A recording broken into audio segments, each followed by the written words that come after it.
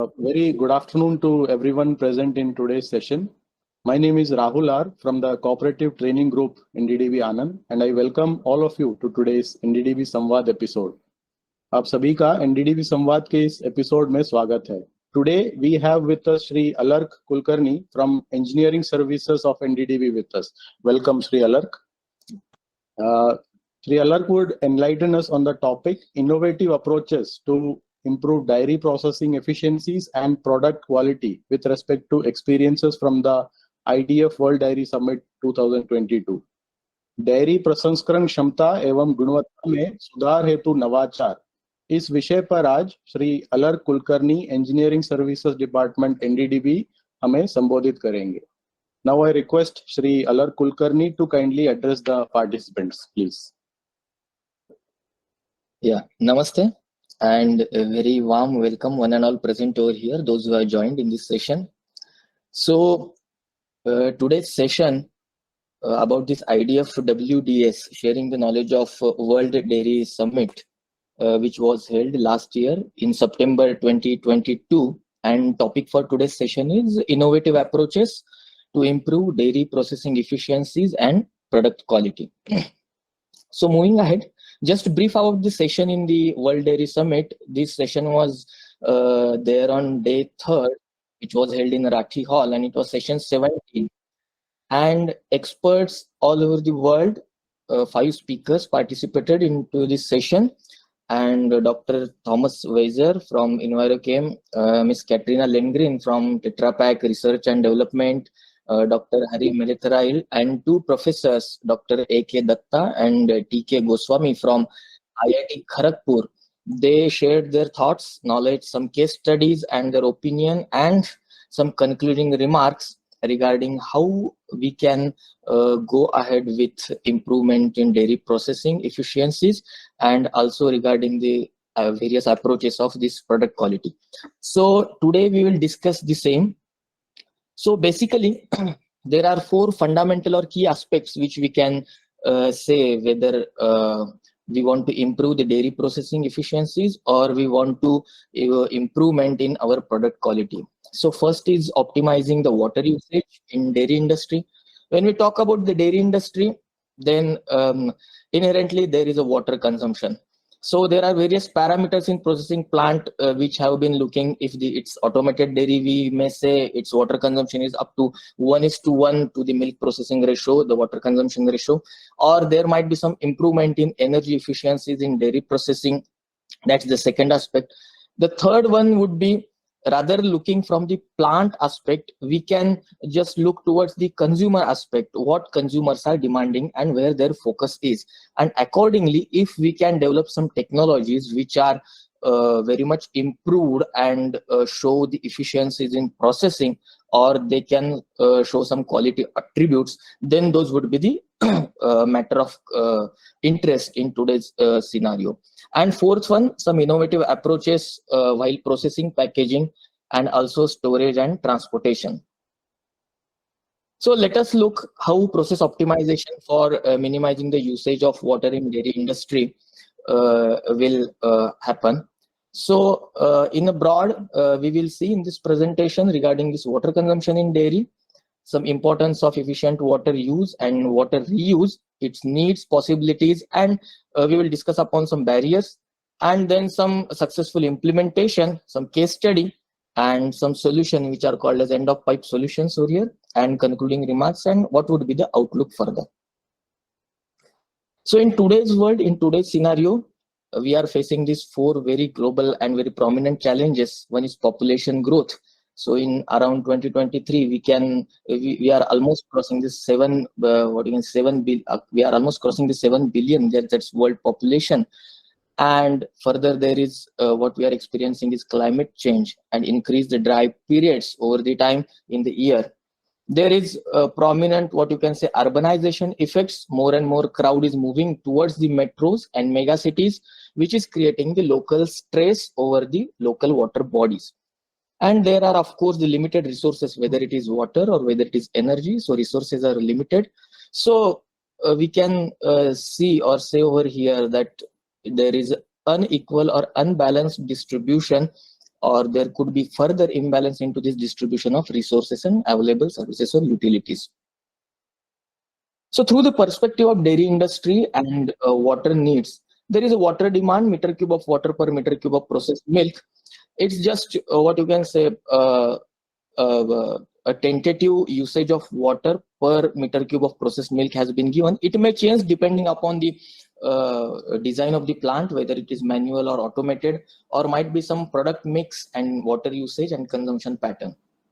So basically, the challenges before our dairy industry: reduction in water footprint for milk processing in each and every section or each and every aspect, starting from the cleaning or might be into the product. So how we can reduce that footprint or how we can recover it in a better and efficient way, that's the key focus area in today's scenario. Further, there is increased water consumption due to frequent product change. We can see if in my processing plant, if we have some frequent product changes or product changeovers, or maybe different types of products one after another coming into the picture, then we have seen the increased water consumption levels in such plants. So for that, that's the challenge in today's scenario, how we can plan it efficiently. So further, there is a lack of water with necessary quality as well as quantity, and in case if our processing plant or processing facility is located, then it will again impart some further challenges how to tackle with the demand of water with proper quality and quantity. So how can we save the water in dairy industry? What could be potential approaches? There are three potential approaches which we will discuss. The first is production related water saving.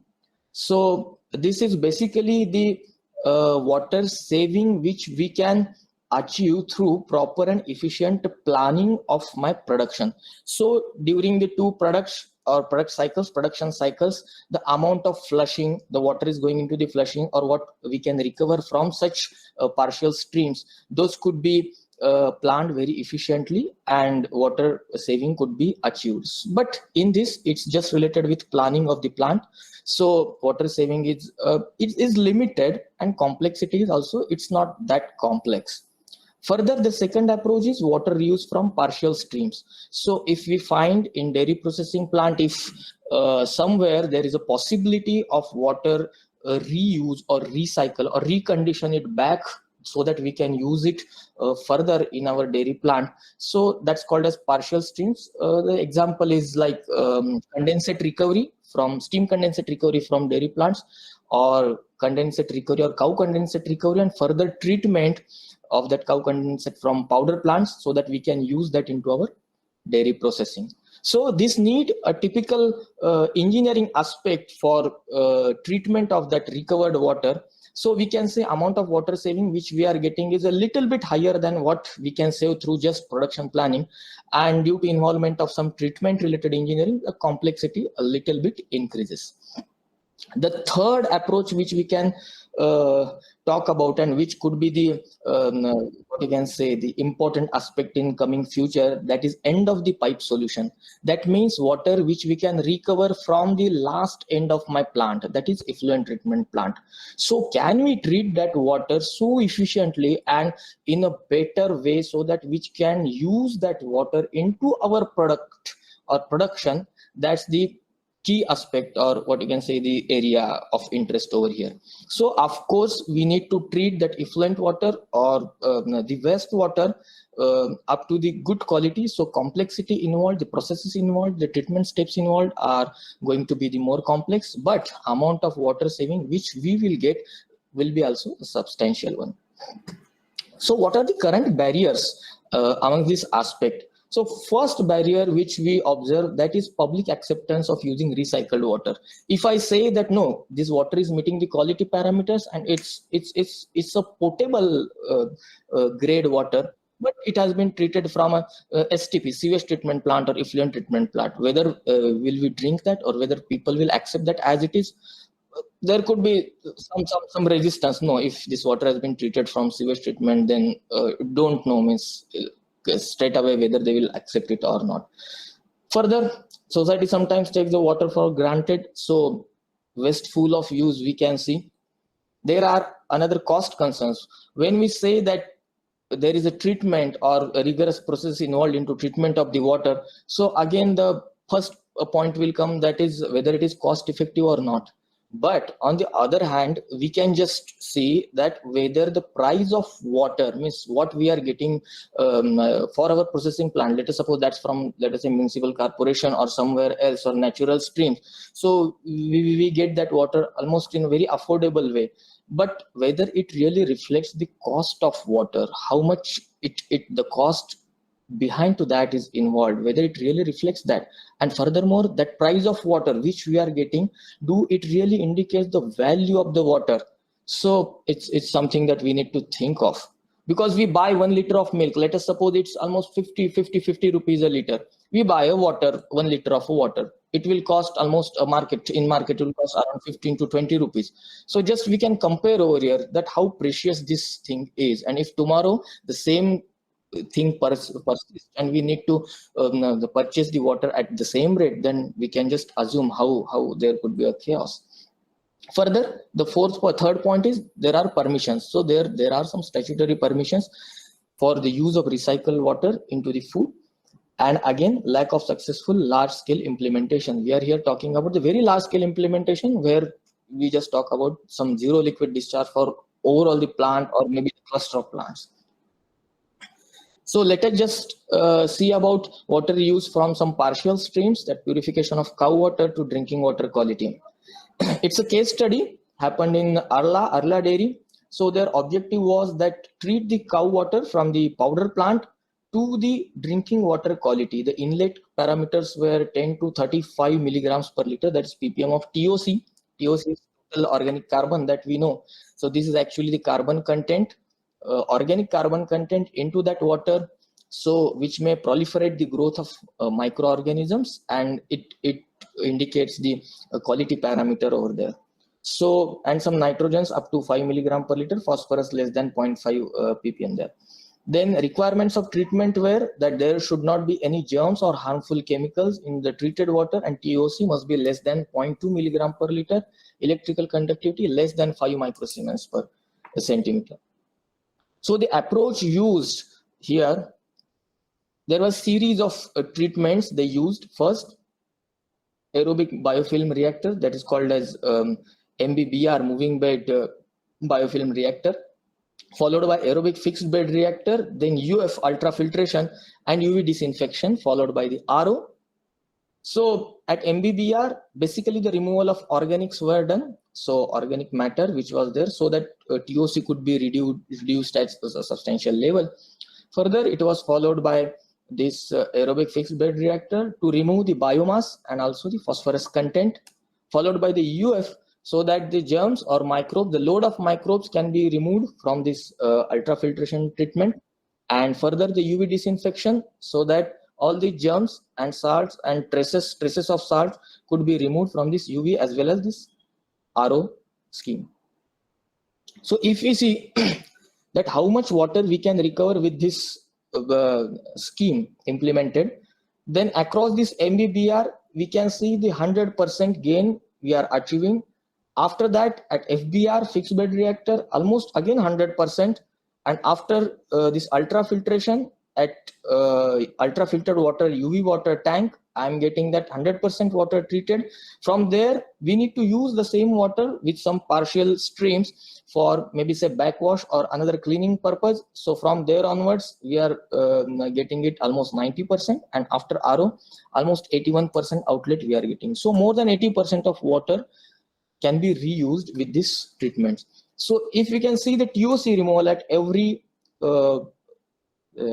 treatment stage.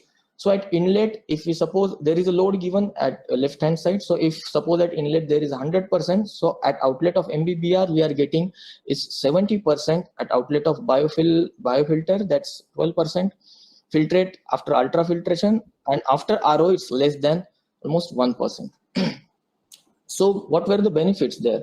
It's highly efficient and of course operationally safe, and we can see over here it was implemented in 2018 and 2021, and more than 2 lakh meter cube of water was saved at Arla Foods per annum. And at DMK the same is there, it's under research stage and implementation. and it is expected that more than 6 lakh meter cube per annum water could be saved, and payback is very interesting here. That's within just 3 years. So the conclusion and outlook over here is dairy industry is feeding the world while, of course, at the same time, conserving the limited resources, and of course the energy as well as water is very much important, and dairy industry can do that in a very good manner. Water reuse must be always an option over there. Any processing, any dairy processing, production or plant, this option must be kept. A successful, reliable, economically feasible implementations today, those are there. So we can anytime go back to those implementations and get the references from there. So treatments should focus multi-barrier and of course fit for purpose approach. The approach should be customized depending upon the actual plants or processing plants requirement. So we can get the best out of that. And of course we have to work on that. Water should not be judged by its history, from where it is coming, whether it is coming from ETP plant or somewhere. But it should be treated with its quality. So that psychological barrier, we need to work upon it. We need to remove that barrier from the people's mind. Moving ahead, let us look now some strategies to improve energy efficiencies in dairy processing. So if we see in totality that if we want to improve some energy efficiencies in this processing, then we need to just look from complete dairy value chain. This value chain may start from cow and to consumer and again back to the original point. But now we will just focus on this processing aspect. So in this processing aspect, regarding its energy efficiencies, we can have water, we can have energy related to all the processing sequences. There could be greenhouse gas emission related factors, waste generated, waste recycled and recovered, and how we can treat the effluents, etc. So if we see what is our ambition, and if you ask the question, what is our ambition in improving the energy efficiencies and attaining the what you can say the environmental impact, then everybody will be agree with this, that we want to have this net zero impact over the environment due to our processing. So if we look at the components, how we can achieve this net zero, then the first approach would be to avoid. So best way to save the energy or maybe to water is not to spend it or to begin with. But would this be a wise man's approach? Mostly then not, the seldom, because there is a processing plant. We need to use the energy also, the water resources also.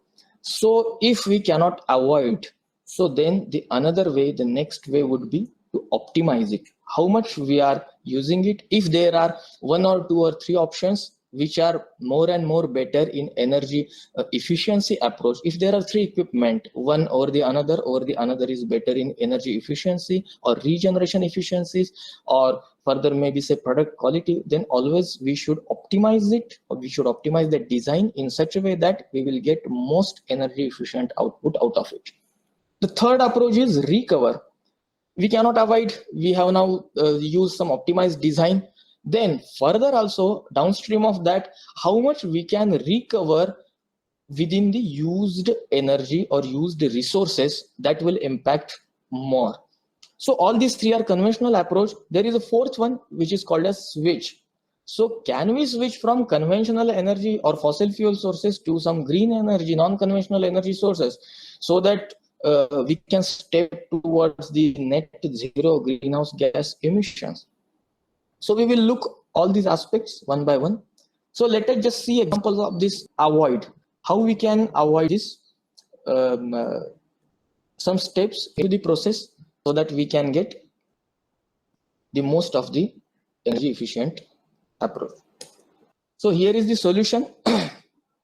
It's energy saving and carbon and water footprint reduction with one-step technology. It's used in UHT or ESL, which is called as extended shelf life product or ultra heat treatment product. So mostly the processing scheme which we can see is, first we treat our milk, we pasteurize it, we standardize it, we store it, and further that product is given. So that's the basic step. First we pasteurize, separate, standardize, and store it into the silos or tanks, and further that product is given for the UHT treatment. So if we combine the separation, standardization, as well as heat treatment in single step, so that it will sufficiently, or what you can say, the substantially reduce the energy consumption. So we can see it's almost just clubbing these two steps together, that separation and standardization. Within this UHT treatment itself, we can get the energy reduction up to 29%, water usage reduction up to 41%, and inherently the carbon footprint reduction up to 38%. So we are removing some equipment, or we are removing some tanks or some lines in between. That means actually we are saving the utility consumption. In the dairy plants, we can see the energy consumed in the CIP systems is very huge for heating the water or heating the CIP solution or chemical. So this is greatly reduced over here. Further, let us see how we can optimize. So this is one of the giant in dairy processing plant, which all of us know. It's a separator. Separator and homogenizer. These both giants use a substantial amount of energy over here. So while choosing such energy consuming equipment, we shall always go for the options which are better energy efficient. Maybe in the separator, see, there is a rotating bowl, and there is a gap between the bowl and body. So there is air. So if this separator is hermetically sealed, that is called as airtight, so that friction between the rotating bowl and the body of the separator is reduced down, so that we will get the more energy efficient output. There are some technologies available which is called as end cap technologies, where in between this bowl and the body, internal body of the separator, the vacuum is being created. So bowl rotates just like that some spaceship is moving into this space. So there is absolutely no friction at all. So this gives rise the energy reduction up to 40%, and this is very substantial amount of energy reduction. Another approach could be some partial homogenization. So in partial homogenization, we just separate the streams, the skim milk stream and the cream stream of the cream, and we can select the one size lower of this homogenizer, and further in the proportional quantities, the skim milk is added into this cream, and further the remaining amount of skim milk is bypassed over this homogenizer, and we will get the same homogenization performance in this partial homogenization as it was there for complete full line, full capacity homogenizer. So energy reduction which we can get using this partial homogenization scheme is almost 80%, and that is very much substantial. Further, see, if there are conventional batch production, if I want to have a batch or finalize the batch, then there could be various products or constituents which would be stored into various silos or tanks, which we need to mix together and form a batch. So in this process, as amount of tanks or silos increases into the dairy processing plant, that means we are consuming more energy towards their cleaning, towards their CIP, and further towards their instrumentation, or we can say the transport and transfers, and maybe that agitation or something like that. There is a study which says if we remove a 20,000 liter tank from a dairy processing, then we can just save around 2,500 kilowatt hours just on account of agitation of that tank. So here we can use some online standardization unit type of technologies, so that we can avoid the tanks and we can avoid the multiple, what we can say, batch processes, so that on account of CIP, on account of floor space, that is a footprint, or maybe the capital and labor hours, which we can save substantially. The third approach would be the recover. How we can recover from whatever has been used. So in this case, the water, we know the product push and water push in dairies are it's very prominent and frequent steps. So during the CIP, normally in automated plants, we have some mixed phase collection, which is normally called as white water, or maybe called as the rinse milk. So this rinse milk can be collected and it will be treated using some membrane filtration technologies, and from there we can get the milk solids almost, we can say 33% we can recover, and as a permeate we can recover the water, which can again be used into the processing or cleaning applications. Those are almost to the tune of 66%. So let us see an example of a switch. It's a very fantastic example. This is example for a direct UST or ESL heating system. In direct UST system, normally a clean, hygienic steam is directly injected into the milk so that we can get the sterilization effect. So temperature of milk is increased from 80 degrees Celsius up to 140 degrees Celsius. Now clean steam has been injected into the milk so that again we need to remove that steam or moisture back from the milk so that to avoid that dilution. So that is done into the vapor separator or flash vessel, we can say. So from this flash vessel, right hand side bottom, you can just see vapors are collected and those are passed through that condenser. At the outlet of condenser, we have a vacuum pump and there is a cooling water stream to this condenser which will cool down these vapors so that we can get the condensate back. And in turn, we will get the hot water steam outlet of this condenser. Now this hot water steam, we can use a heat pump and this warm water will be fed to the heat pump. At right hand side corner up you can see. So in this heat pump, this warm water will exchange its thermal heat. Again we can add some electricity to that and again generate that warm water into the steam. The steam will be fed back to this direct UST system to heat the milk again, and cold water will be given to the condenser for the next cycle of cooling of that vapors removed out of that milk steam. So here we can see some performance parameter. Using this structure or this design, we can have 7 bar steam produced, which we can again use back into this sterilizer. And COP value, if you see, it's around it's 2, because if I use 1 kilowatt of electricity in this heat pump, I'm almost getting 2 kilowatt of steam. So it's a substantial amount of energy which we can recover. So all these approaches put together, we can have a good design of our plant, or we can improve our plant towards the energy efficiency. So if you see these parameters, so energy reduction with this scheme which we may get is almost 50%, because COP is 2. So there is 50% again chance, so that I'm using this electricity. And if I have the facility, I have some solar PV or such what you can say, the non-GHG electricity sources in the plant, and that electricity, that 50% electricity which I am getting, that's from non-GHG source, then total 100% that energy efficient design this may have. So what about the plant efficiency optimization? First thing is, whatever things which if you want to optimize, if you want to study, if you want to reduce it or improve the efficiency, we should first measure it at the best possible level, measure at each and every section, so that we will get the clear-cut idea in the plant in every section where there are losses in terms of energy, in terms of water, in terms of solids. So if you measure it, then we have to go for some benchmarking. So which are the industry standards currently available or current efficient implementations in similar domain or similar line? So we can benchmark those things, and if we found our measurement is above the benchmark, of course retain that. If we found that is below the benchmark, then of course improve it. Fine. The next topic is driving consumer innovations through novel processing technology. We can say this is the reverse approach.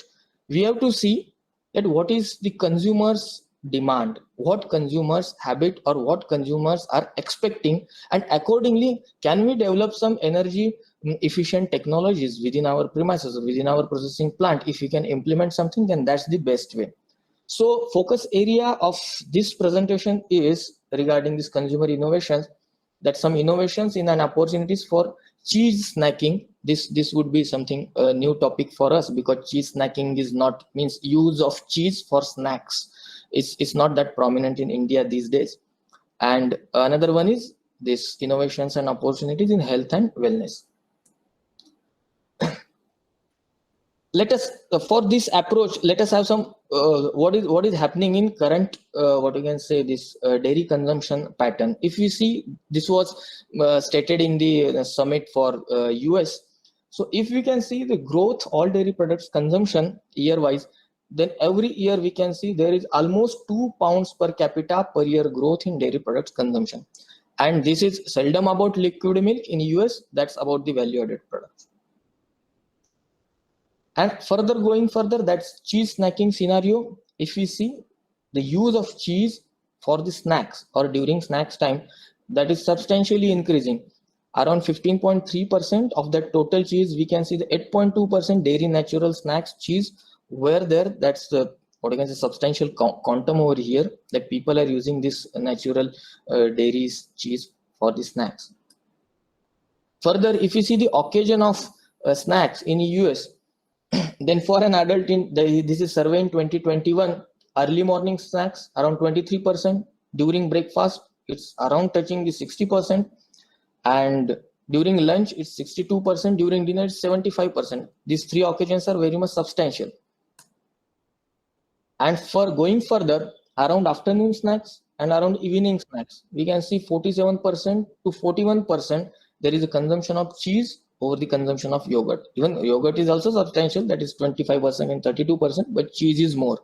So the concluding remark is, if out of this study we can conclude that there is increase in interest over the cheese snacking, then can we have some technologies so that we can have some energy efficient approaches in the cold chain or storage or production of this cheese. Then there is one technology right now they are working at Cornell University, that microwave vacuum drying, MVD. It's a novel technology which they claim for cheese snacks. So actually microwave vacuum drying is a commercially available technology which normally is used for drying of vegetables and related products. So can this be used for cheese so that we can microwave vacuum dry this cheese so that its shelf life also will be increased, and we can cut down the refrigeration cost and cold chain maintenance cost of the cheese product. So they studied some parameters, that some volumetric expansion studies and related with various pressure ratings, and they found very satisfactory result. These results are not yet published, those are unpublished, but they will soon come into the picture. The second technology is clean label processed cheese type product. So over the product, consumers are becoming very cautious that mostly they will look what are the ingredients, how many emulsifiers are there, or maybe how many preservatives are added into it, or maybe what type of colors, or whether those are natural added, or what not. So many things nowadays consumers are looking into. So can we have our product as a clean label? So this is for normally processed cheese, which they explained. So in processed cheese, we know we must add some emulsifying salts. So typically those are used in manufacturing process of this processed cheese. So instead of that, can we use some functionalized proteins? So in that case, they found that 2:1 blend of micellar casein concentrate and acidified, means curdled micellar casein concentrate. If we add into this ratio, then they can give the effect like adding some emulsifying salt while production of processed cheese.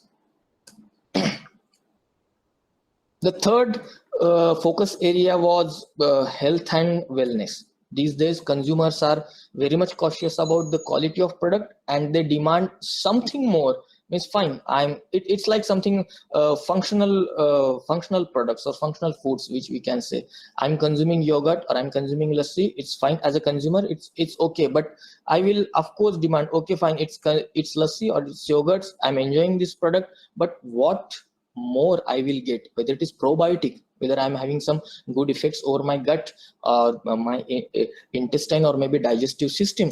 So these days consumers focus toward that. A survey done in US, so you can see it here, that 4 out of the 10 consumers bought more functional products in 2021 compared to 2020. So this survey they did, and they just asked people, what do you mean by wellness? So according to consumers, around 60% people said, according to us, this wellness means immunity. If our immunity is good, if there is something into the food which we can, which we can boost our immunity, then it's preferable to us. 43% people said no, for us digestive health is the better thing, so we will count digestive health into our wellness.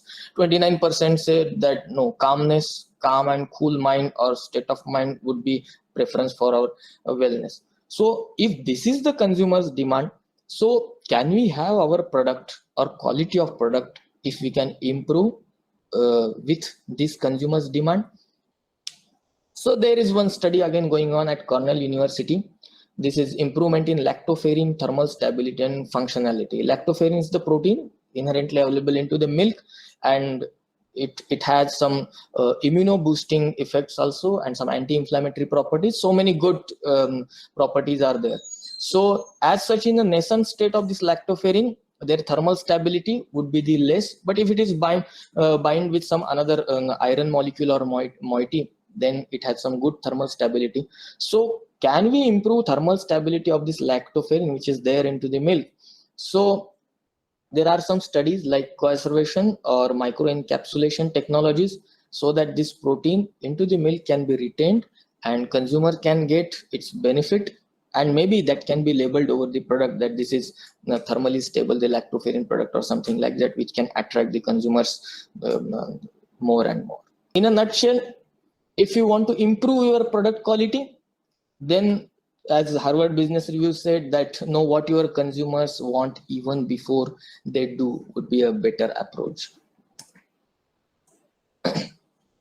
Moving ahead, there is one technology described in the summit. This is developed in IIT Kharagpur's laboratory. That's market milk innovations in processing and packaging. Basically, this concept revolves around, right now we have pasteurization technology in place, which is the fundamental technology for milk, and further going ahead, some advanced technology, that is UHT, ultra heat treated milk. Will there be something in between for the scenario like India, this subcontinent, in between pasteurization and UHT treatment? Can we have some technology like specific sterilization? So they explained this. So the background statistic given was like around 45% of milk produced is marketed as liquid milk, and 55 goes into the dairy product. So per capita milk consumption is around 400 grams per day. It's anyway more than that now. And initial bacterial population which was studied in fresh milk is around 0.8 to 1 million per ml at the dock. And bacterial population doubles every 15 minutes at room temperature. Hence, refrigeration and chilling is a must prior to the post-pasteurization. And they can preserve the surplus milk without having to force convert to other dairy products, basically conversion into maybe butter and powder. So surplus milk, once it's sterilized, it can be disposed of during a lean season. So what is the thermal demand of this technology? So data says that there are almost 150 mesophilic and 50 thermophilic spores per ml of milk in the India, and most heat resistant mesophilic spore is Bacillus subtilis, and most heat resistant thermophilic spore is Bacillus stereothermophilus. And D145 at 145 degrees Celsius, if we see the killing value of Bacillus stereothermophilus, it's around 0.533 second. So total sterilization effect which may get is 9 log cycles. So I can say that 10,000 liters of milk, means that's 20,000 packets of 500 ml milk polypouch, can be rendered spore free with this sterilization, which has been explained in next slide. So for this, holding time would be 4.8 seconds, 2 seconds holding plus 2.8 seconds cooling. So this technology is at laboratory scale at IIT Kharagpur. So they have designed this, designed and developed this, fabricated also the machine capable of accepting packaging, then air sterilization system for drying this wet packaging material, and they have done some optimization studies, and they have also tested the same for zero contamination. We will see those results, so they are very fantastic to see.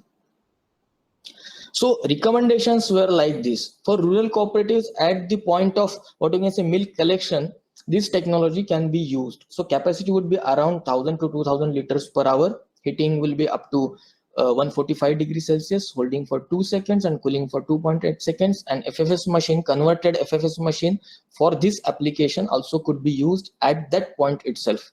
So laboratory scale working prototype of sterilizer shown was like this. We have at upstream heating section, some holding is there, and at the end we have cooling section. So overall this working prototype gives the sterilization effect. So some prototype of FFS packing machine, this is at lab scale, it was there shown. So results were very interesting. So for time, temperature and 10% concentration of hydrogen peroxide, so if you see the leftmost column, the contact time, that was about 30 seconds, and for temperatures 80 degrees Celsius, 70, 60 and 50, we can see the log cycle reduction. So for 30 seconds contact time at temperature 80 degrees Celsius, we can get log reduction cycle, it's about 4. If temperature is down, that's 50, then we can get the log cycle reduction, it's 0. That means absolutely no effect of sterilization. If we increase the contact time, that's for 60 seconds, and with the time, we can say with increased time, we can get increased time and increased temperature, we can get more log cycle reduction. If further that has been increased to 90 seconds, we can see there are no values available for log cycle reduction in rightmost column. That means the film which was undergone at 90 seconds contact time for temperature from 80 to 50 has completely sterile and cannot even show some a few microorganism growth or retention over that film itself. So there is no data for log cycle reduction. So 8 setups were made for this FFS machine, converted FFS machine, and first study was done for varying the voltage and current and power requirements of the machine, and it was found that around 388 milliamps current, that's power consumption, is around 10 watt. So the stable sealing of this HDPE pouch was observed. In terms of the seconds, N means not sealed if that pouch has not been sealed, E means effective sealing achieved, D means package was damaged, and M means that HDPE packaging material was melted. So we can see again for that 7 number setup, for 3 second duration, sealing duration, the effective sealing they found. So that's optimized 1 seconds as well as current and power. So shelf life stability study was also done. So we could see with this sterilization technology, almost for 15 days, the milk could be stored at room temperature in a stable and in a very good manner. The graph is somewhat misleading because you can see graph is starting from 19.7 and at 15th day it is almost just touching 21.2. The resolution kept over this y-axis is more so that we can see we can just see that slope is more, but it's almost near to that initial value. Whiteness index is also following the pattern of yellowness, but in the negative slope. The viscosity, if we find at day 0 and day 15, we can say it's almost just touching more than the 2.5 to almost 3.4. So it's around just the increase of 0.9 centipoise in this case. So overall, in conclusion, we can see the used parameters were heating air temperature at around 140 degrees Celsius, at velocity of this air was 20 meter per second. Sealing current used was around 400 milliamps, and shelf life of packet which they observed was 15 days at room temperature. It was in the best condition which we can say. Cost of machine is very attractive. It's around 2.5 lakhs only, and machine capacity which was developed at working laboratory scale, it has not been scaled up, but still it's around 240 pouches per hour of 500 ml half a liter milk pack. So packaging material was HDPE, and concentration of hydrogen peroxide cape was 10% volume by volume. Temperature was 50 degrees Celsius and dipping time 90 seconds. So this was one of the attractive studies. At last, we will just touch upon some concept of some other approaches and some concept during this processing, storage and transportation of milk. So the title of this slide itself was very much enlightening during the summit, that they stated very clearly that quality starts with the raw milk itself. So whatever is coming in, if how is the quality of that raw milk, it will, what we can say, impact all over these further processing steps. So for this clean milk production at the source itself, we can have automatic milking type of arrangements in place, or might be some robotic milking type of arrangements in place, which can give a good and clean milk production at the source.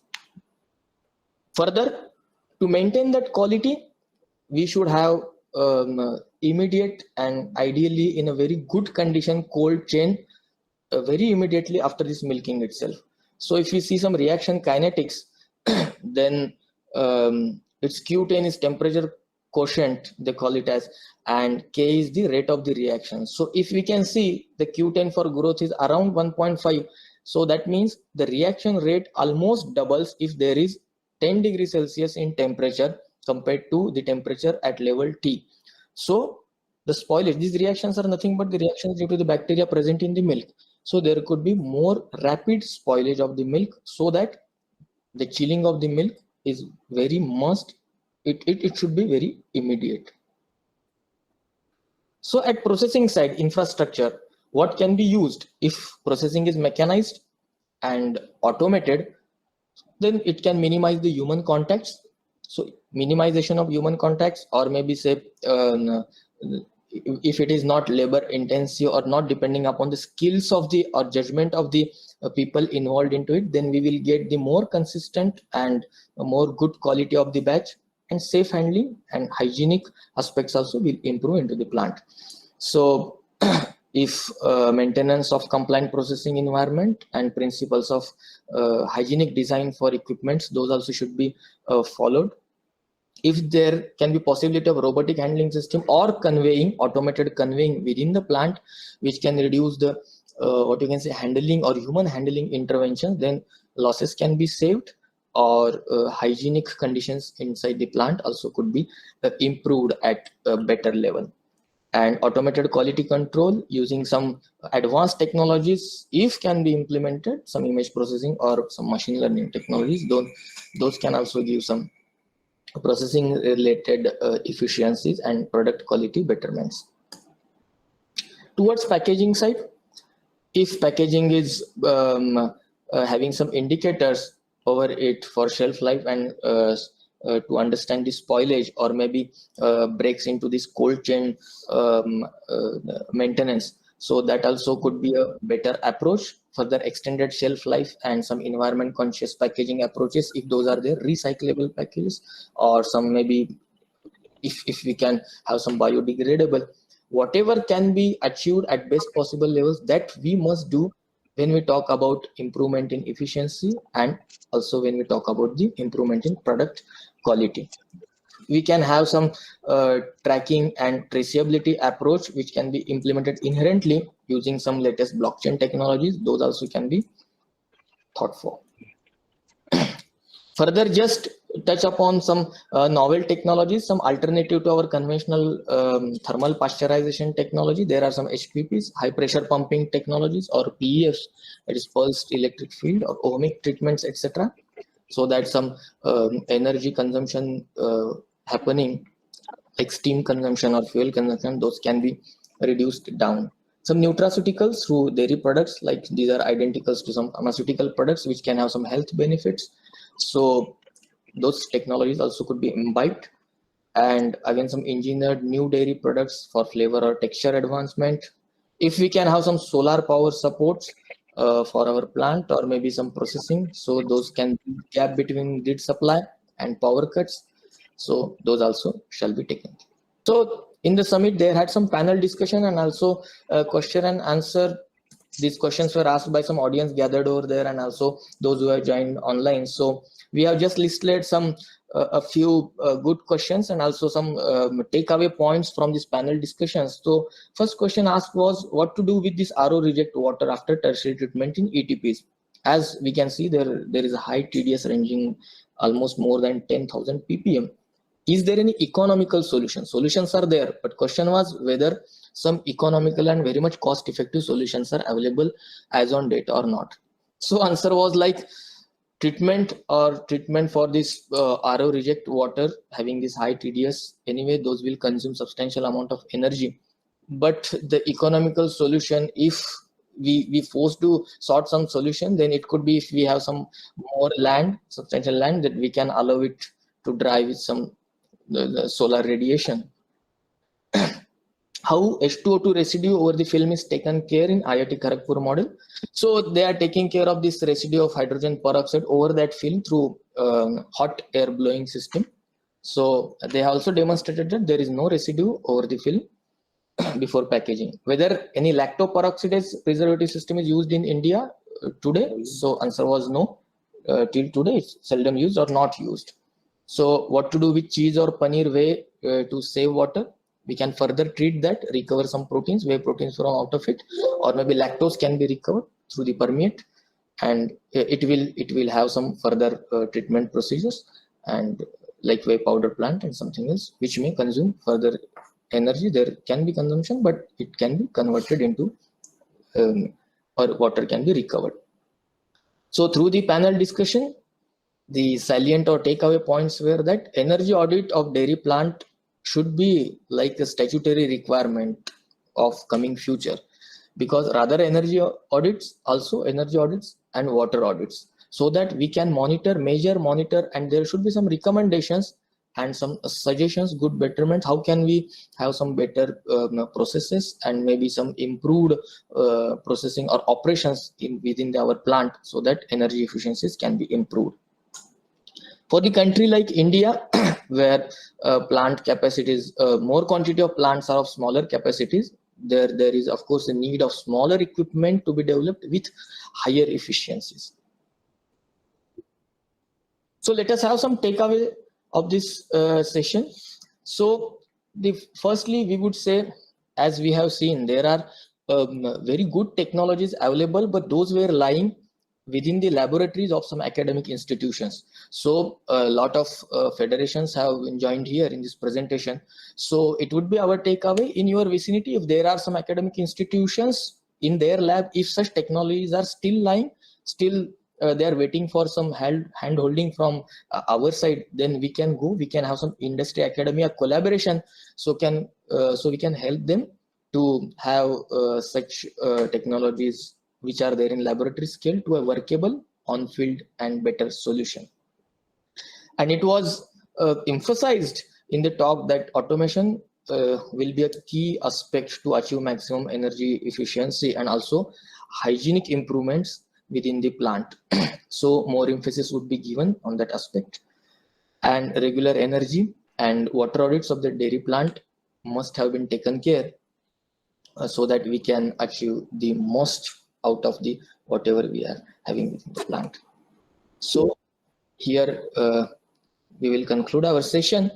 I especially want to thank Sri Alar Kulkarni for taking out his time and gave us a wonderful presentation on the different type of innovative approaches in dairy processing and product quality. We discussed about water conservation, energy efficiency, market milk innovations, and other novel technologies which are currently at the academic level or being implemented in the field level. And we had a very fruitful discussion with the online participants as well.